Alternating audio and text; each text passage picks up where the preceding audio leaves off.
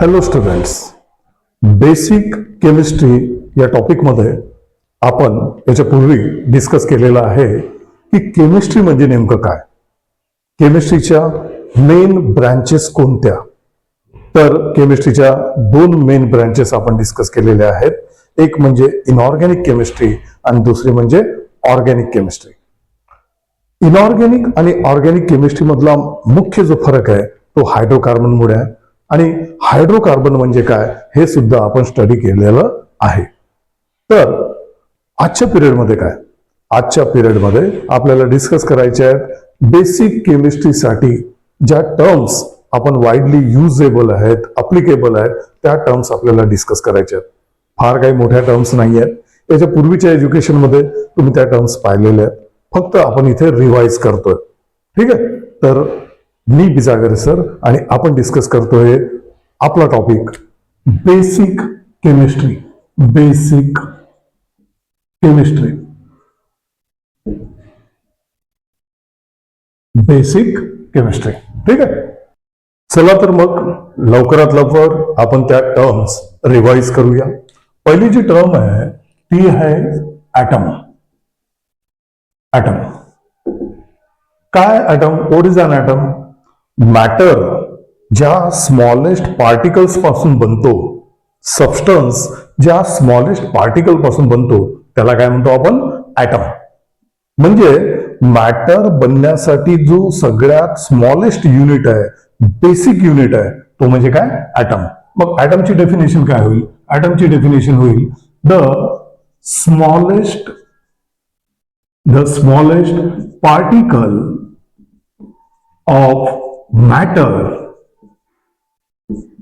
is called as atom, किंवा the basic, we can say fundamental, the basic unit of matter is called as an atom.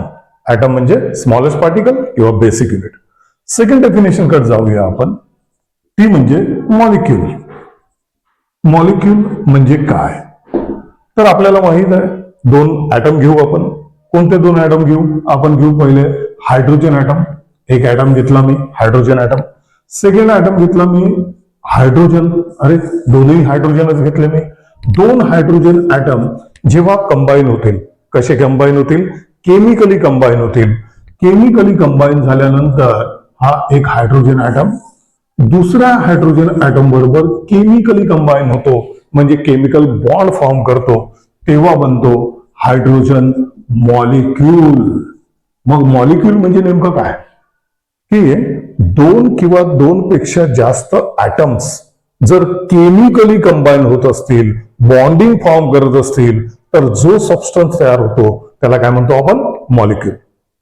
म्हणजे the chemical combination of two or more atoms gives a substance called as molecule. आता मी second example घेतो.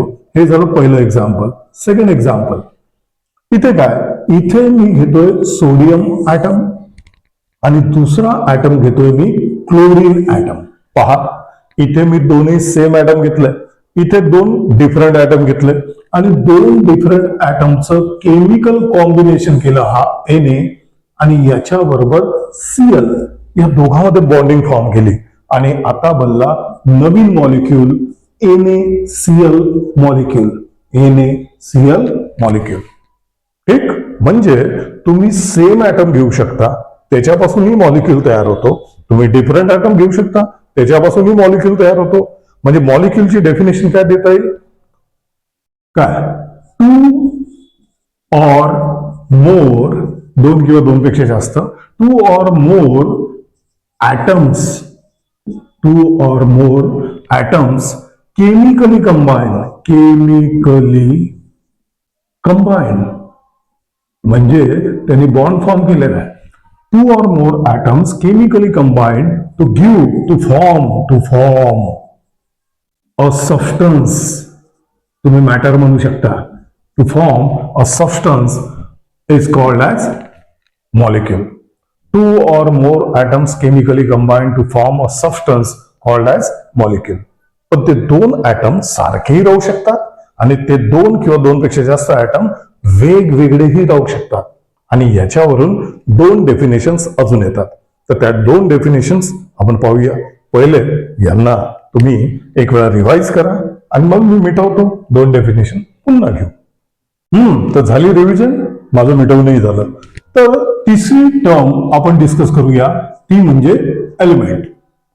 Element, what is an element? तर आताच आपण पाहिलं की एक hydrogen atom दुसऱ्या हायड्रोजन ऍटम बरोबर केमिकली कंबाईन झालेला आहे आणि केमिकली कंबाईन झाल्यानंतर जो बनतो तो आहे हायड्रोजन मॉलिक्यूल. आताच आपण पाहिलं हायड्रोजन मॉलिक्यूल. ओके, आता विचार करा की एक कंटेनर आहे आणि त्याच्यामध्ये हायड्रोजन मॉलिक्यूल, हायड्रोजन गॅस आहे, आपल्याला माहित आहे. एक कंटेनर आहे आणि त्याच्यात हायड्रोजन गॅस फिलअप केलेली आहे. तर त्याच्यामध्ये फक्त एकच हायड्रोजन मॉलिक्यूल राहील का? नाही. नंबर ऑफ हायड्रोजन मॉलिक्यूल्स असे कंबाईन होतील. का बरं कंबाईन होतील? त्याला म्हणतात inter molecular force of attraction. Inter म्हणजे दोन वेगवेगळ्या मॉलिक्युलर, दोन वेगवेगळ्या मॉलिक्युल मध्ये जे इंटरॅक्शन होते त्याला inter molecular force of attraction म्हणतात. याला आपण नंतर शिकू. पण ह्या इंटरॅक्शन मुळे नंबर ऑफ हायड्रोजन मॉलिक्यूल एकमेकांबरोबर इंटरॅक्शन करतात, कंबाईन होतात आणि एक नवीन सबस्टन्स तयार होतो. आणि या सबस्टन्सला जर तुम्ही ब्रेकआउट केलं, स्प्लिटिंग आउट केलं, सेपरेट केलं तर साहजिक आहे त्याच्यामधून फक्त आणि फक्त काय निघतील? Basic unit. कोणतं रे? Hydrogen atoms. अरे सर काय म्हणाले? लक्षात घ्या काय म्हणतोय मी, की एक हायड्रोजन मॉलिक्यूल दुसऱ्या हायड्रोजन मॉलिक्यूल बरोबर किंवा नंबर ऑफ हायड्रोजन मॉलिक्यूल एकमेकांबरोबर इंटरॅक्ट करतात आणि हे इंटरॅक्शन झाल्यानंतर एक सबस्टन्स तयार होतो. आणि तो सबस्टन्स जर तुम्ही ब्रेक केला, स्प्लिट अप केला, सेपरेट आउट केला स्मॉलेस्ट युनिटमध्ये, तर त्याच्यामधून साहजिक आहे हायड्रोजन ऍटम्सच निघतील. कारण की तो हायड्रोजन ऍटम्सनी बनलेला आहे, म्हणजे सेम काइंड ऑफ ऍटम्सनी बनलेला आहे. असा जो सबस्टन्स आहे, असा जो प्युअर सबस्टन्स आहे, जो सेम काइंड ऑफ ऍटम्सनी बनलेला असतो आणि त्याला तुम्ही डिफरंट ऍटम मध्ये काही करून स्प्लिट अप करू शकत नाही. असा जो युनिक आहे, मराठीत चांगला शब्द आहे कोणता? मूलद्रव्य. इट इज अ मूल प्राइम है ना. असा जो सबस्टन्स आहे तो म्हणजे an element. What is an element? Simple, a pure substance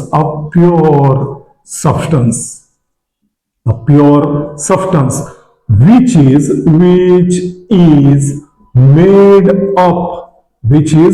made up of similar atoms किंवा same types of atoms. बरोबर? किंवा तुम्ही म्हणू शकता which cannot split up म्हणजे breakup, separate out, which cannot be split up into different atoms.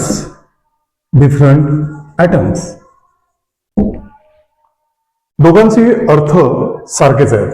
A pure substance which is made up of same type of atoms which cannot be split up into different atoms. दोघांचाही अर्थ सारखाच आहे कारण की ते same ऍटम्सने बनलेले आहेत. त्याचे एक्झाम्पल्स काय?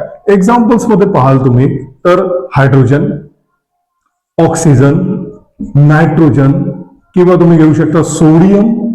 सोडियमचे खूप सारे ऍटम्स कंबाईन होतील, सोडियम सबस्टन्स बनेल आणि त्याला स्प्लिट अप केलं तर सोडियमच मिळेल, म्हणजे हा सुद्धा काय? एलिमेंट. तुम्ही घेऊ शकता गोल्ड. तुम्ही असे कोणतेही सिल्वर, कोणतेही एक्झाम्पल घेऊ शकता. पण या एक्झाम्पल मध्ये तुम्हाला दिसून येत आहे की काही एलिमेंट्स कंबाईन स्टेटमध्ये आहेत तर काही एलिमेंट्स फ्री स्टेटमध्ये आहेत, नेटिव्ह स्टेटमध्ये आहेत. म्हणजे एलिमेंट्स दोन प्रकारे मिळतात, एक कंबाईन स्टेट आणि दुसरा फ्री स्टेट. हे आपण नंतर शिकूच.